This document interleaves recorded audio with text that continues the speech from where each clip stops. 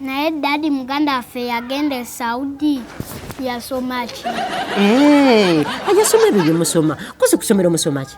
Religious education, English, literacy 1, Luganda ne literacy 2. Bye yasoma naye ebyo bye yasomera ddala. Kati obadde ogamba ki? Kati dadi eyo gye yagenda ebweru akola mulimu ki? Ebweru eyo muganda we ayoza ngoye, naza bakadde, afumba. Kati dadi ebyo bye yasomerera. Kati dadi omulimu ogwo gwe bakola baguyita batya? Omulimu ogwo baguyita bwakadaama. Baba bakadaama. Bakadaama.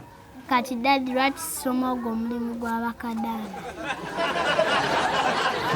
Lwaki tusoma ogwo omulimu gwa bwakadaama? Lwaki tontwala eyo nga nkyali muto tuseevinga sente?